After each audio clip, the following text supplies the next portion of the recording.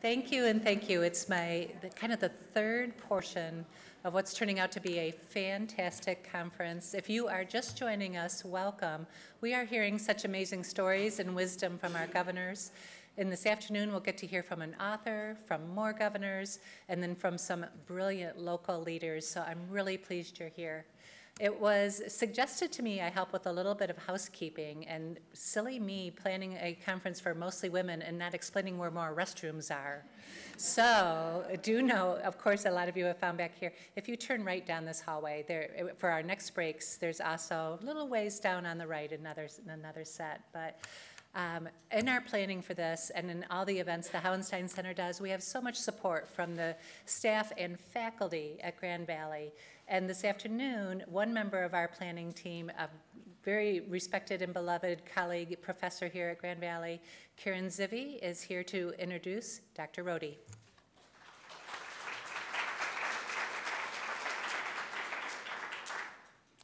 Hi, as Ann said, my name is Karen Zivy. I'm an associate professor of political science here at Grand Valley State, where I have the privilege and pleasure of teaching human rights and gender and politics to our fabulous students, many of whom come from the Meyer Honors College and some of whom go on to leadership positions with the help, the support, the mentoring of the fantastic Cook Leadership Academy here at the Hauenstein Center. Now I have the pleasure and the privilege of kicking off the afternoon activities, and on behalf of Hauenstein and Grand Valley in general, I want to welcome the newcomers and welcome back those of you who have been with us since this morning or perhaps since yesterday evening. This has been an amazing and inspiring set of talks we've been privileged to hear, and I know it will continue. So I don't know about you, but I have been incredibly inspired by the conversations we've been privy to over the past 2 days. The governor's candor and their insights give us a glimpse into the challenges women face in political and executive leadership, and their stories of deep commitment to the public good, as well as their incredible humor, help us understand what's possible for the future of our democratic society, particularly when women work together, whether that's by mentoring those who are newer to the field, supporting each other socially, professionally, financially, or forming coalitions around issues of common interest. These women challenge us to be creative, and they give us reason to be optimistic. So I want to say thank you to our phenomenal governors for taking the time to share their wisdom with us, and I want to offer a special thanks to the National Governors Association who helped make this event possible. My job this afternoon is to introduce our keynote speaker, Professor Deborah Rhode, and I'm thrilled to have that honor. It's incredibly exciting for me because Professor Rhode's books, Justice and Gender, The Difference That Difference Makes, Theoretical Perspectives on Sexual Difference, were among some of the most influential of my graduate career. They continue to shape my orientation to political philosophy, the law, and the public good. So here is mentoring from afar. So thank you. Professor Rhode is a leader in a slightly different arena than the kind of leaders we've been hearing from. She's a leader in the academic field and in the legal profession. And just as our female governors, Professor Rhode has not only risen to the top of the field, but she's expanded it. She's reshaped it. She's recreated it in ways that benefit not just women, but everyone here today. Professor Rhode is the Ernest W. McFarland Professor of Law at Stanford University, where she serves as the director of the Center on the Legal Profession and the director of the program in Law and Social Entrepreneurship. She's a graduate of Yale College and received her legal training from Yale Law School. Before joining the faculty at Stanford, Professor Rhode clerked for Supreme Court Justice Thurgood Marshall. And since joining the faculty, and here I'm I'm just amazed and intimidated a bit. She's authored or co-authored over 27 books and dozens of articles in the area of professional responsibility, leadership, and gender. Her recent publications include The Trouble with Lawyers, so those lawyers in the room, she's got some things to say to you. What Women Want, Lawyers as Leaders, okay, so she's got some nice things to say about lawyers as well.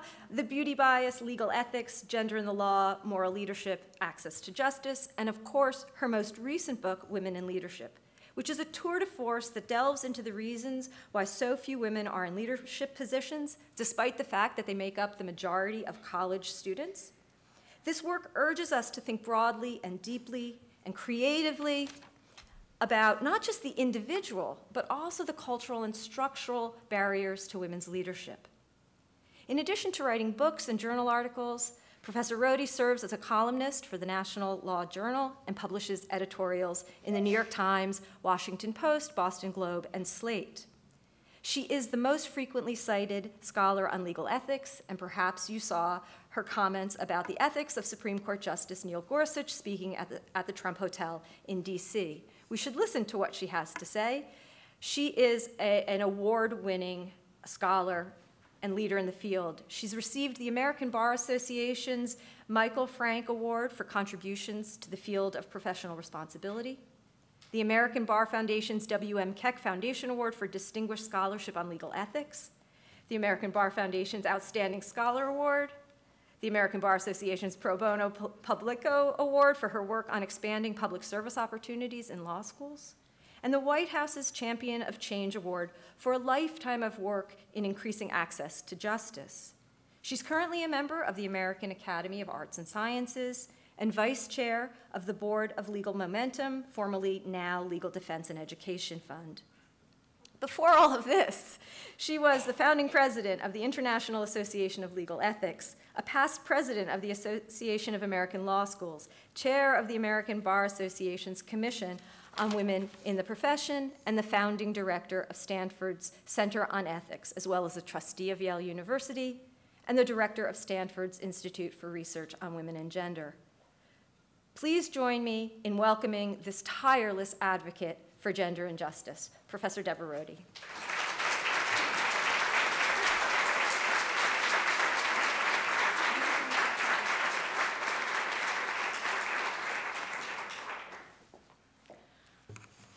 It's such an honor and pleasure to be here.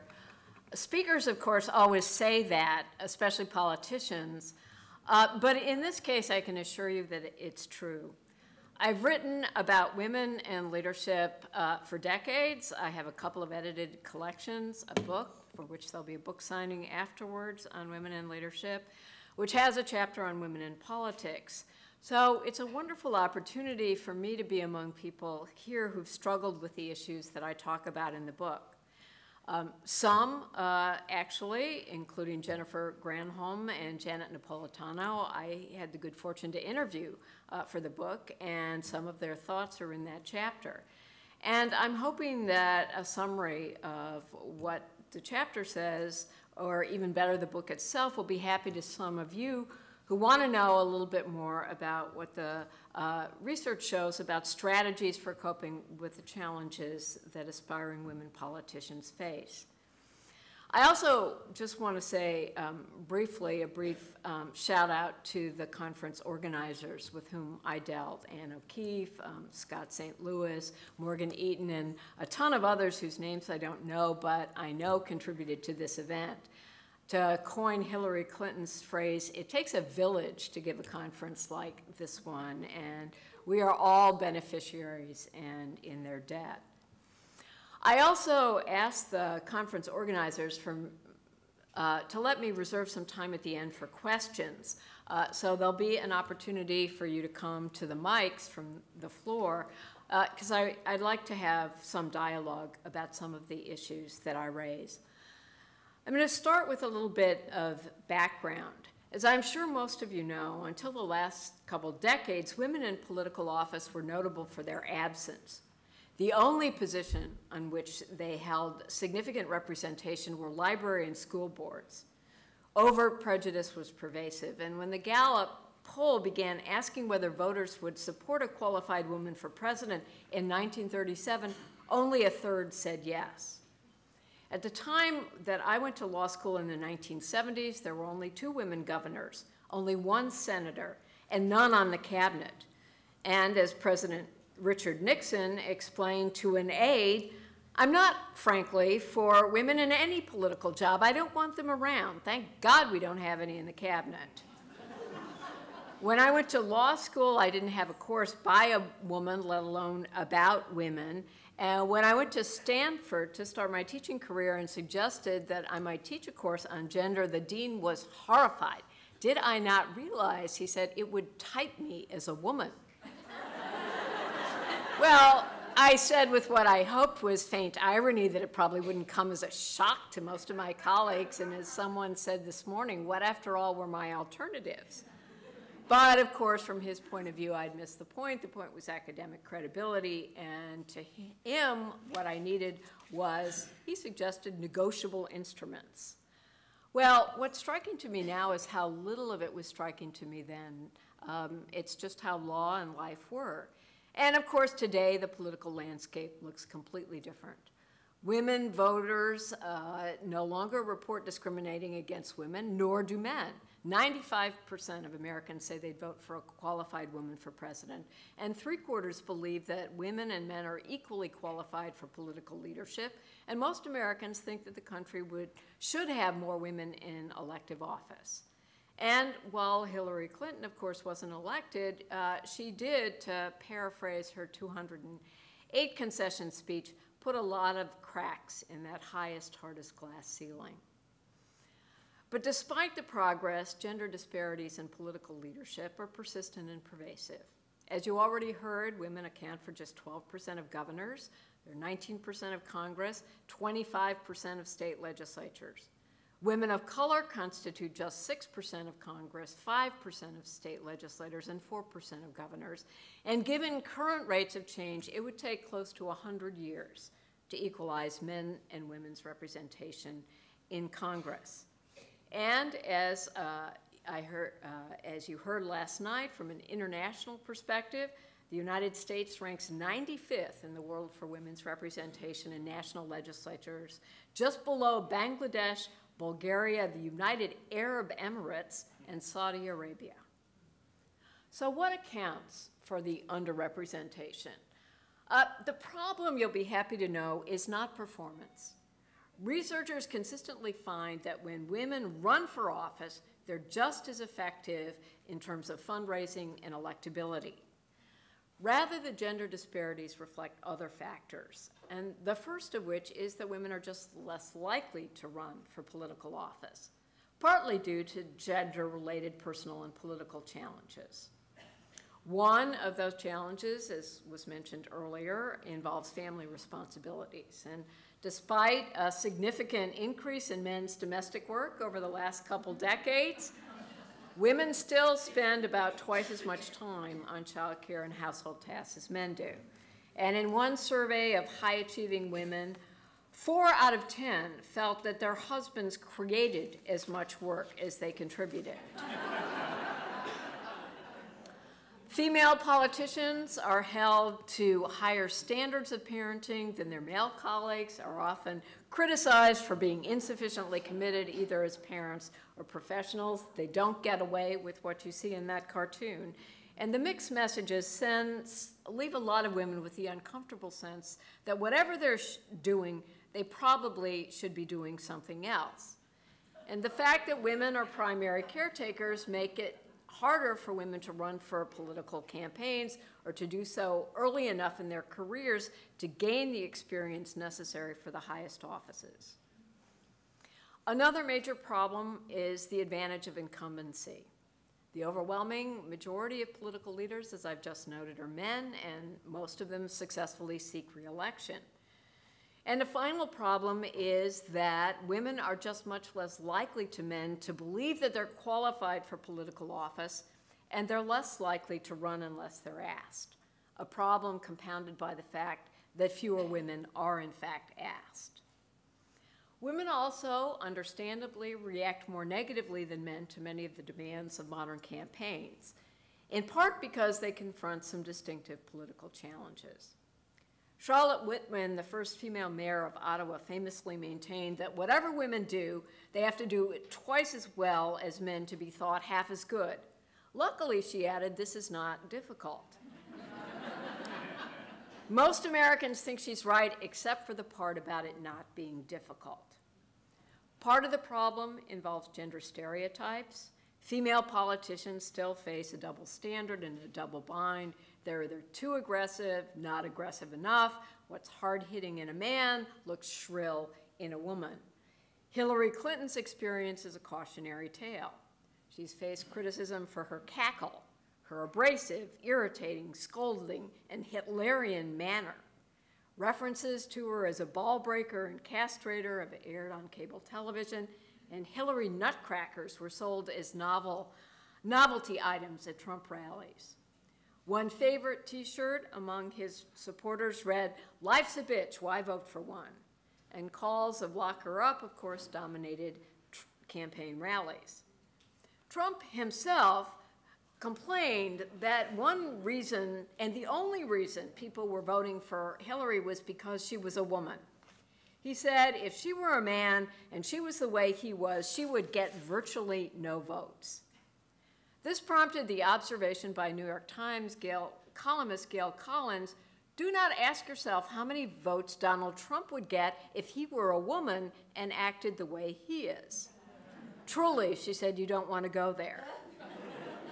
Frank Bruni, in a column running under the title, "If Trump Changed Genders," predicted that a woman with his personal life, public deportment, and potty mouth wouldn't last a nanosecond in any leadership position. So too, other commentators noted that if Bernie Sanders were a woman, he would be dismissed as unacceptably shrill and unkempt, scowling on TV, sounding grumpy, looking frumpy. Just look at that hair. What woman would get away with that hair? When asked about the barriers to women in politics, Janet Napolitano told me that when you're in elective office, you have to develop a thick skin pretty fast and give up a lot of personal privacy. I don't think we prepare women to do that and to let things just roll off their backs. Women also walk a difficult line in coping with gender stereotypes. Voters have traditionally associated characteristics of toughness and strength with men, and many have favored these traits in political leaders over characteristics associated with women, such as compassion and morality. As one researcher notes, women politicians often experience double binds because they encounter conflicting expectations. On the one hand, they're expected to comply with the female role by promoting women's demands and being cooperative, warm, and altruistic. And on the other hand, they're supposed to comply with the role of politicians by being self-assertive, competent, and competitive. In the 2013 New York mayoral race, lesbian Christine Quinn was described as bossy, combative, and not enough feminine. In effect, what's hard-hitting in a male candidate can look shrill in a woman, and female candidates face the charges that they're not tough enough to be in charge, or they're too bitchy to be in charge. One of my favorite cartoons. Hillary Clinton noted that she and other female politicians fret about how to navigate what is still a relatively narrow path, to express yourself, to let your feelings show, but not in a way that triggers all that negative set of stereotypes. You have to be aware of how people will judge you for being, quote, emotional. And that's a really delicate balancing act. I think she's done it pretty well, but the ideal candidate, one pollsters quipped, would be a combination of Jack the Ripper and Mother Teresa. Women's appearance, as you've already heard throughout this conference, also attracts special scrutiny. Elizabeth Warren was told that she had a schoolmarm appearance. Donald Trump invited voters to look at Carly Fiorina's face and asked, would anyone vote for that? Hillary Clinton faced endless criticism for pantsuits, hairstyles, and even a show of cleavage on the Senate floor. And on Larry King Live, a number of commentators faulted her for being bottom-heavy, as if the host himself was eye candy. A YouTube video of a Kentucky Fried Chicken bucket featured Hillary meal deal, 2 fat thighs, 2 small breasts, and a bunch of left wings. And that image figured on buttons during the 2016 presidential campaign. It also speaks volumes about our culture's misplaced priorities, as well as the pressures facing female candidates, that Sarah Palin's campaign spent more on her makeup specialist than on her foreign policy advisor. So why does this all matter? Well, 2 reasons I think are particularly critical. The first is that the presence of women is important in and of itself because it helps confer legitimacy on governing institutions and provides female role models. The more women who are visible at leadership levels, the more likely girls are to indicate an interest in becoming politically active as adults, which will broaden the pool of potential leadership for the entire nation. A second reason for caring is that the participation of women increases the likelihood both that women's interests will be adequately represented and that governing institutions will focus and function more effectively because of women's distinctive backgrounds and governing styles. That last point, I think, shouldn't be overstated. Ideology is more important than gender in predicting support for women's issues. And if you care about women's issues, it obviously depends on which women are elected. Putting more women in office doesn't necessarily empower women as a group, as Margaret Thatcher famously reminds us. She was not good for the women's movement in Britain, but she was good for inspiring women to enter leadership. And the most recent evidence suggests that women's greater presence in political leadership makes a difference, particularly in getting women's issues onto the agenda. And you heard examples of that during the panel this morning. Both in Congress and state legislatures, women are more likely than their male colleagues to address women's issues, to rank them as priorities, and to spend political capital in their behalf. That's how we got the legislation that the women governors described earlier this morning.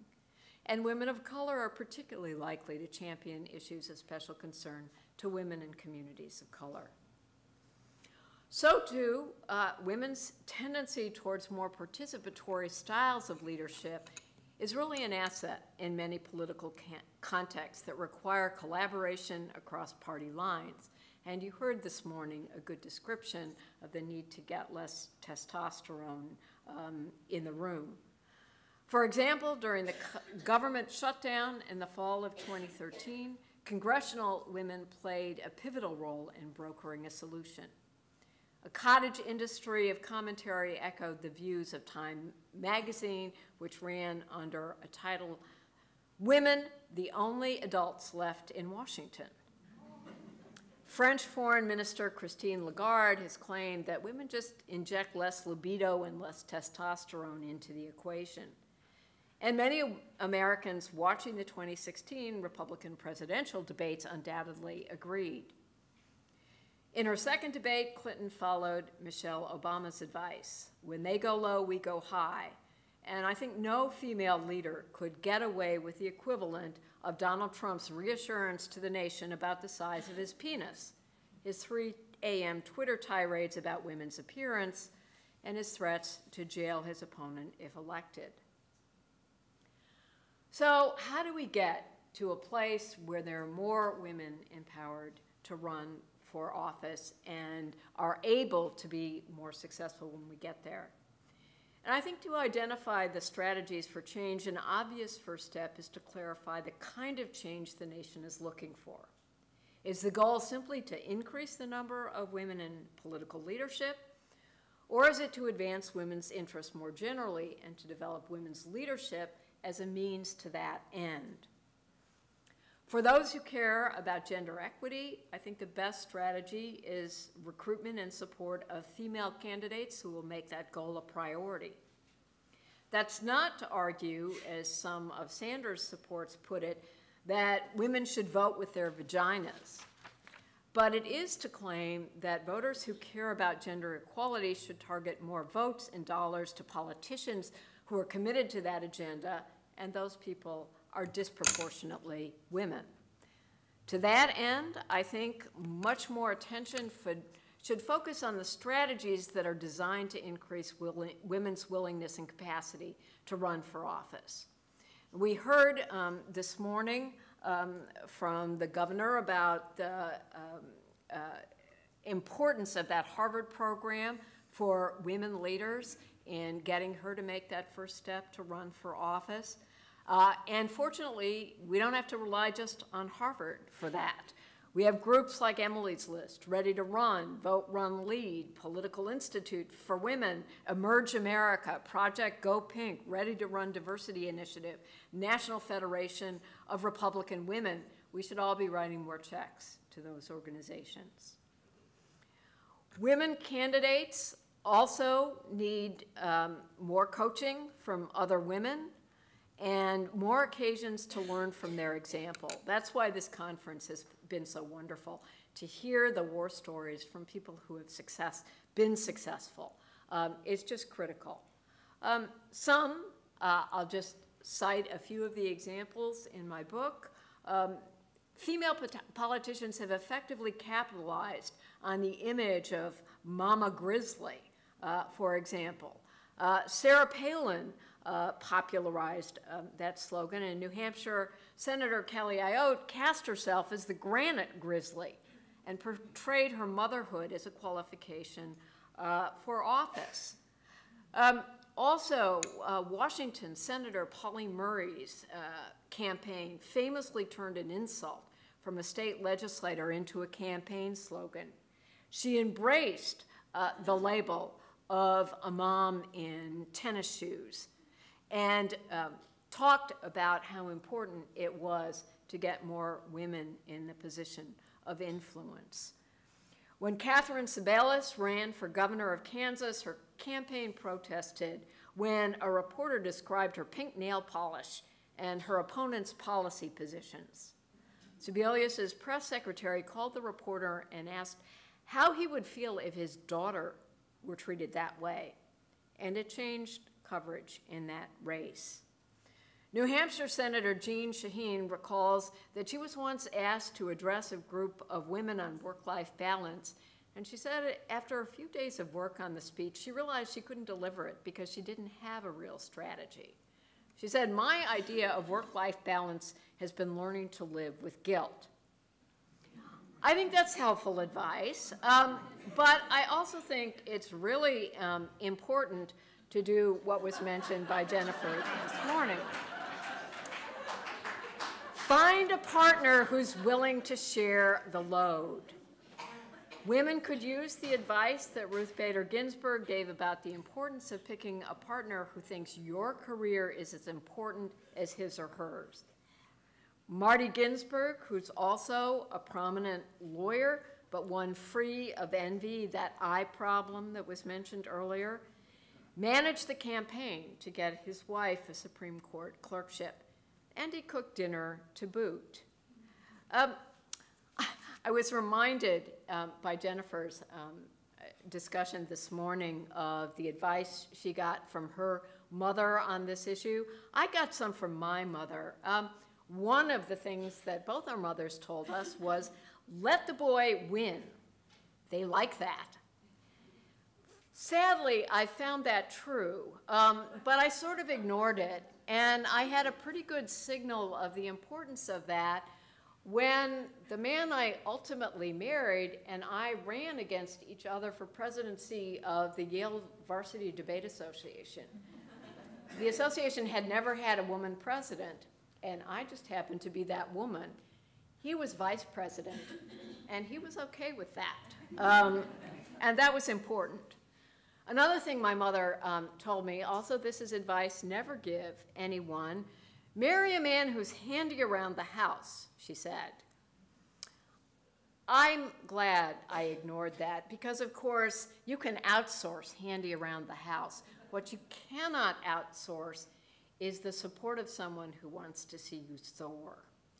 And my husband, who's now a famous public interest environmental lawyer, quite prominent in his own right, came with me to Stanford when I first got the job as the trailing spouse. He was the first male spouse of anyone on the Stanford Law School. And at the time, there was a Wives of Stanford faculty group, which did not invite him to be included. It was not easy, but the great thing about having a partner who is like that is not only do you get the support, you also get the advice. And I have learned so much from watching my husband's leadership skills. He's someone who knows how to do what the famous English essayist said, give credit away. You can accomplish anything, said Charles Montague, if you don't care about the credit. I live with someone like that, and I watch him do it, and it's such a good advice for anyone who wants to be a leader. Because here's the paradox of leadership. People get to positions of leadership because they're high achievers and they're good at self-promotion. But once they get into those positions, what they have to care is enabling others, supporting others to be high achievers. That's the ultimate test of leadership. And that's something that's so difficult for my leadership students to wrap their minds around. And honestly, it's been a difficult lesson for me too. I want that credit, and learning how to give it away is something that is so critical to be effective. Finally, I think in terms of navigating that too assertive, not assertive enough, double bind I mentioned earlier, I recommend the strategy that was coined by Sue Coleman, a Michigan University president. She said, be relentlessly pleasant. Don't back down, but be nice as you manage it. And when Sheryl Sandberg was doing research for her book on Lean In and was asking me about strategies, I mentioned this. She wrote it down, and there it is in the book. And I gotta say, it seems to have worked for her. Women can also remind other women of the importance of not taking it personally. As one woman leader I interviewed put it, the first time I was called an idiot, it was really upsetting. Now I just think, you're an idiot too. For Christmas, I received a coffee mug with this slogan, well-behaved women seldom make history. We need to convince other potential candidates that they need to persevere to make that history more inclusive. And sometimes that's being well-behaved, but sometimes it's being willing to rock the boat, to take a risk. I think some additional efforts also should center on encouraging the next generation of women leaders at a much earlier age. I was happy to see some young students here because surveys of high school and college students find that twice as many male as female students indicate that they would consider running for office when they were older. On university campuses, women are a majority of students, but hold only a minority of student leadership positions. And to address that gap, we need efforts like Teach a Girl to Lead, a program run by the Center for American Women in Politics, which makes resources available to parents, teachers, librarians, and students. The center also runs a new leadership program that, along with other initiatives, offers training for college women. And we all need to give greater support to groups that support female candidates. I'm happy to report, I listened to the comment earlier today about Emily's list going from 1,000 in the previous election cycle. When I last did the check, the number was now 16,000 of women who've asked for assistance. So we need to get our checkbooks out and support their efforts. Finally, I think the women's movement as a whole needs to do a much better job in communicating the importance of the issues I've been talking about in political context. The 2016 presidential campaign really drew attention to a generational schism among women, particularly among women who support a progressive agenda that includes gender equity. The problem was captured by an African-American female college student who explained to a New York Times reporter that she supported Bernie Sanders over Hillary Clinton in the primary because, quote, I don't find gender all that important. All of us here need to be more effective in responding to those views and to make it so clear why we need to do more along the lines this conference has suggested.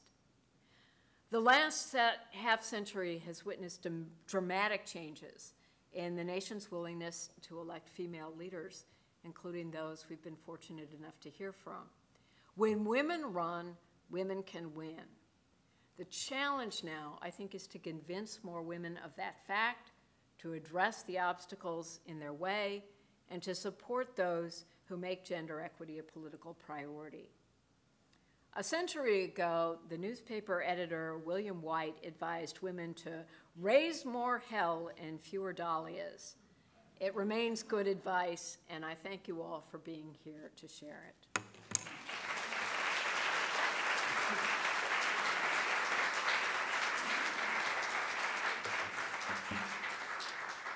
And now, as promised, I have left plenty of time for questions, because I'd love to have the opportunity for this to be a conversation.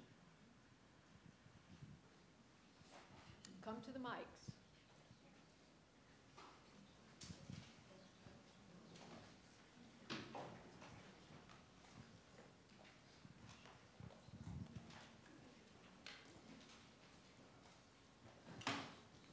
Hi, I'm Julia Burrows with Governing Magazine and the Governing Institute. Thank you so much for your remarks. I wondered if you could give additional remarks on the value of women's political networks. And so not just women politician to woman politician, but women to corporate board to any other networks that are necessary to be successful. Yeah, well, it's so important. And I was just chatting at the cocktail party last night with one of the women governors who set up a group in her city that was women leaders. And it was important to provide, they were in the private sector, the public sector. Sheryl Sandberg had a salon series in which she invited speakers to come in, and she invited women from all walks of life to come in and share ideas and to do the networking. People exchanged cards. It's really important. I think it's also important, though, to know there's networking and then networking. And I can't tell you, and I'm sure Jennifer's probably had this story too, how many times I've left an event in which people have just thrust their cards into my hands without anything more. And, the ritual exchange of cards doesn't do it because, honestly, I have no idea who they are, and I'm not gonna, take the next step. But give me a reason why I can help you, tell me something I can do for you. That's what needs to happen in these networks. People need to ask for support and then support each other. And one of the great things about the women's networks is we know, for example, from the research, that self-promotion is not viewed as attractive in women. And the way around that is to get other people to promote for you. And that's what women networks can do. You saw an example of it this morning on the panel with the governor who held up the books by her colleagues. That's what women can do for each other. And of course, men should do it too. I mean, we've all gotten to where we are, or at least most of the people I know, because a man opened the door for us. So I'm all for that, but I think it's especially important that women enable each other. Thank you so much for being here with us today. I had a question about one of the last remarks that you made at the end of your speech regarding the African-American woman and her comment about Bernie Sanders, being a Bernie Sanders supporter, and that gender wasn't as important. And I wonder the context behind that comment and whether it had to do with the fact that as women of color, we're always thinking about our gender and our race. And perhaps for her in this election, race was maybe a larger weight for her than gender. And in that regard, I'm wondering what advice or remarks you might have about unity between women of color and our white sisters in terms of uplifting all of us and getting more women of color and white women elected in the same way, in the way that we can show up for each other and be more unified in that regard. Yeah, great, thank you. That's a terrific question, and I should have said, followed up the Bernie Sanders comment. It's not that I minded that the person supported Bernie Sanders over Hillary Clinton, in part maybe because she thought he was better on race and poverty than Clinton was. What I mind is that she said gender isn't important. It's fine to say race is more important, and that's what I'm voting for, or poverty is more important, or whatever the issue is. I don't have a problem with women making those sorts of choices, but I really would love it if this country as a whole embraced the fact that gender matters too. And that's what I thought didn't get adequately communicated in the campaign, and for a variety of reasons we can talk about. It's especially important to get women and men of color in political office if we want to see a more inclusive leadership structure in this country that reflects the population that we are and that accomplishes some of what's needed to make the playing field truly level for leaders from all walks of life. And, you know, it's, I made a point of giving the statistics, grim as they are about women politicians, they're so much worse for women of color. So we have so much work to do around those issues, and so much needs to be done to support people, especially people at the intersection of disadvantage. So thank you for clarifying that. Surely there have got to be other questions. Hi. So in this weekend and the conversations we've heard, we hear about the importance of women in office. But my question is, should women be running on the fact that I am a woman and that is my value, or should that be a secondary value? Because I feel like as a woman, I bring so much more to the table than just the fact that I'm a woman.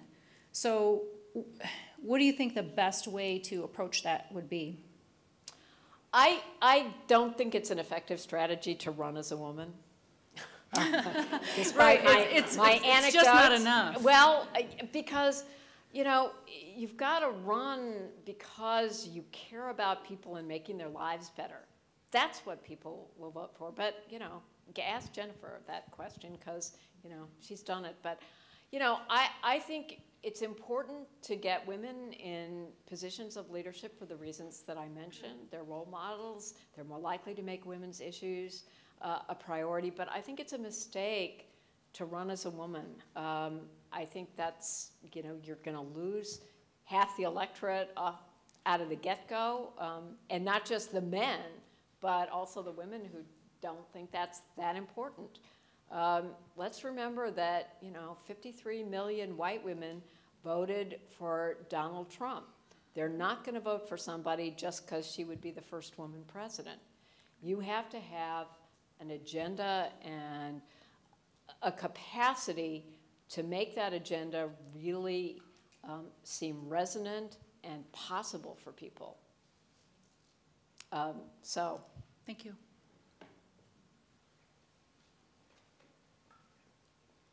Can I just say one other thing? That's not to say, you know, Barbara Boxer tells a funny story about her early campaign literature, and it never mentioned anything about gender or women's issues or anything. And she said, you know, I just hope people wouldn't notice. Well, you know, we're not in that world either. And certainly it's possible to run on a platform that includes women's issues. And if you're a woman, you can do that more credibly. So I'm all for that. But I think you need a way to tag yourself that isn't tied to gender. Thank you. My name's Elizabeth. I'm actually an attorney here in Grand Rapids and also active in the political sphere. I wanted to just turn the questioning to a little bit about law school and the intersectionality, I think, with some of this. I graduated from law school in 1992. More than half of my class from Ohio State University was women. We have been more than half the law school graduates as well as college for a couple decades now, I think. Women in leadership in law firms, is that like we're lower now, we've gone backwards. So I think there's probably some intersectionality on the issues, but I was just wondering, given your experience in the law school environment, if you could also comment on that. Well, I'm happy to, and I have a book for you, that Women in Leadership book. It has a chapter on law, and it's your story, and if you don't want to buy the book, email me, and I'll just send you the chapter. Okay, great. But a lot of it is, you know, reasons for women's underrepresentation in law or in management. There's a chapter on that. In academia, there's a chapter on that. You know, it all comes down, I think, to cluster in 3 categories. First, gender bias, the unconscious stereotypes. You know, if people get a resume, they're going to rate it higher if they think it belongs to a man than a woman. Somebody did this study. These resume studies have been going on for decades, and we keep thinking it's going to change. But some Yale researchers just did it recently for a lab leadership position. And, you know, Jane and John, and people wanted John, and they thought that John would be more successful, and they were more likely to mentor John. So it's there, and it's there in the law. And, you know, women are just much less likely to be forgiven for mistakes. People will remember their mistakes more. And if she's a mother, you know, they're going to remember all those times she left early, not the time she stayed late. So stereotypes. Second, favoritism network, in-group favoritism is what psychologists call it. We call it the old boys network. The fact that women are not as likely to get mentored, they're not going to be part of the same clubs and informal social occasions. My sister, who's a lawyer, first woman partner in her law firm at Chicago, learned to play golf because she thought that would help. And it was so irritating to her because she had no sort of natural talent. It's not an easy game to pick up at midlife.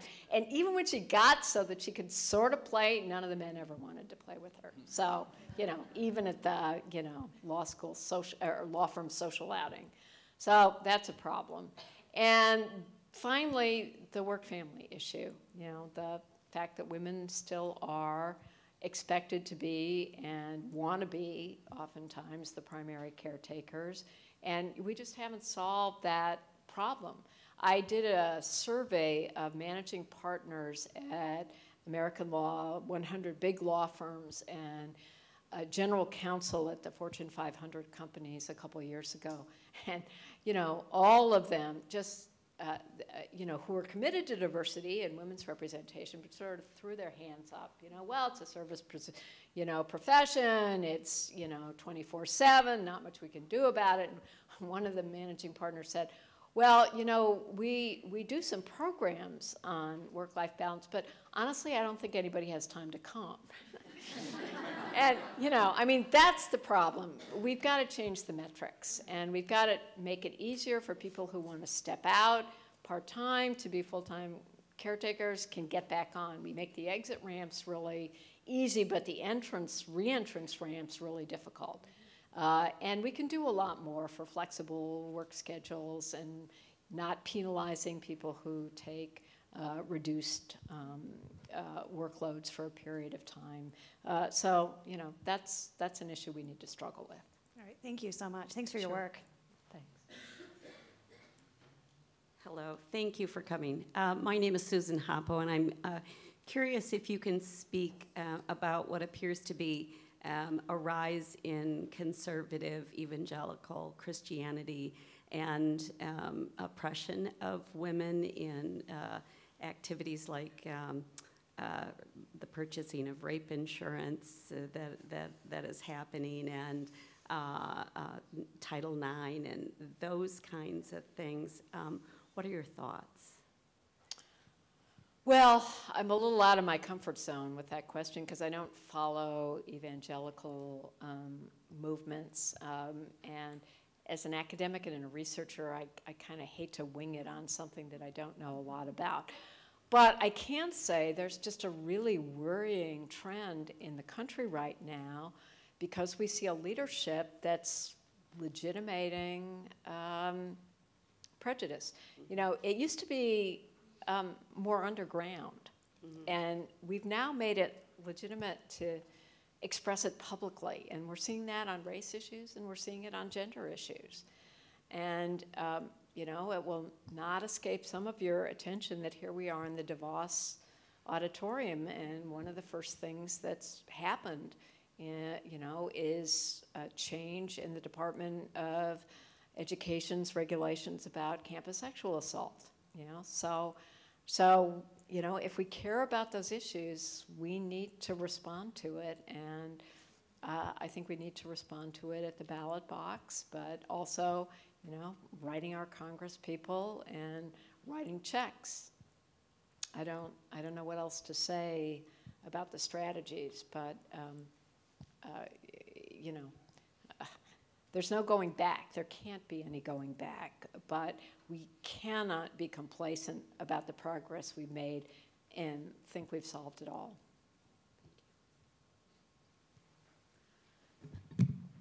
I am American, but I'm French also. And when I came to the US in the late 70s, in the early 80s, there were those huge movements against nuclear weapons.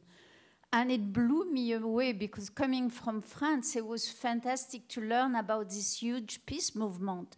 And it's, I think the last woman said it also, it's culturally now that we feel inundated by issue, but there is not this collective coming together that really brought a lot of women organization and supported where you didn't feel alone in front of so many issues that were depressing.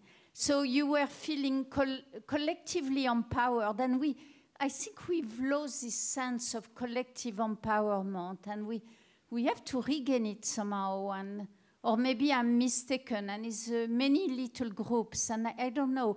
But culturally, there is, it's not the same kind of cultural empowerment that you feel you can go out there. I think it's harder.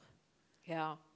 Well, you know, I'll just share some of your concern because I grew up, I was a child of the 60s, and, you know, we marched to stop the bombing in Cambodia. I mean, you know, huge collective protests were an important part of my formative years.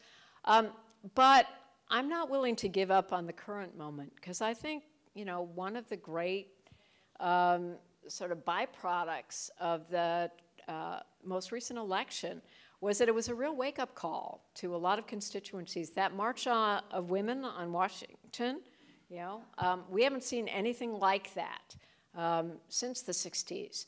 I think, and the fact that so many more women are running for office. At my law school, there's now a group of women law students who've formed a group for women who are thinking of political offices. I get fundraising appeals from my former students. So, you know, I think we're going to see a little bit more of a boost. What I don't know is how much of that energy will be sustained over time, because it's easy to join a march. What isn't easy is to do the hard work of political organizing that is necessary to get more people in positions of power to actually change things. And I think in some ways, social media has not been our friend on that. People think that once they push the button and forward it to, you know, all of their Facebook friends, they've made a statement. And yes, they have, but unless they follow it up with something else, just making the statement isn't going to do the trick.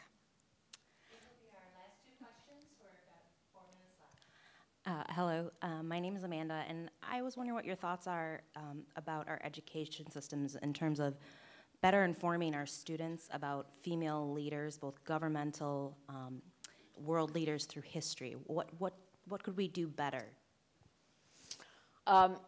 Great question. I think we need to mainstream it in the curriculum. I mean, I teach a course on gender, and of course, my wonderful introducer does too, but in those courses, you're preaching to the converted. And the people who really need to hear about those women of accomplishment and about gender issues are never going to be in the room. So that's why we have to get it into the core curriculum. When I was a student, actually, at Yale, I was so astonished when I took a course on American politics during the Progressive Era, which is when women got the vote after, 100 years of struggle. And the professor mentioned in passing, in one sentence, in one lecture, oh, and after the war, women chained themselves to the White House walls and were given the vote in gratitude for their war service. It's a run-on sentence. And I said, God. So, I did a survey, how many men at Yale could name more than one woman leader. And even if you gave credit for Joan of Arc, it was like hardly anybody. And, presented this to the curriculum. We had a committee on the education of women, and I said, there needs to be some more. So I think that's the kind of thing to do. As a parent, you can do it as a member of a school board. Push for these issues to get addressed in the curriculum. Thank you. Hi, I'm Erica.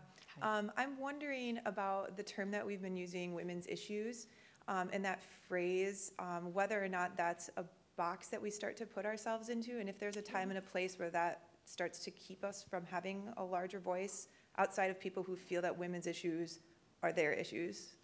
Yeah, I'm so glad you asked that, and that's such the right note on which to end, because I'm guilty of just the sin you've described, and I want to be really clear. Women's issues are everyone's issues. We are half the population. I once went to a conference of women leaders that was sponsored by the Ford Foundation of, how we could forge a women's agenda. And we had one of those conference facilitators who came in, and we spent the morning just putting down every issue on the board that affected women.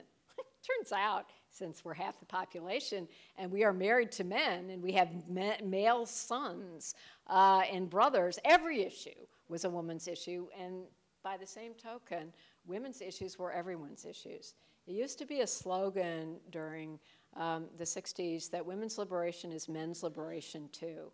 And we just need to communicate that so much more clearly. All the issues that I've described are not just women's issues, especially the ones around caretaking in the family. The next couple speakers are going to address this endlessly. But, we need a society in which more men can feel what Dan felt, that it was okay for him to spend those years. We don't make it easy still for men to make that choice. And that has to change if we want to live in a world that's not just better for women, but that's better for everyone. So thank you all.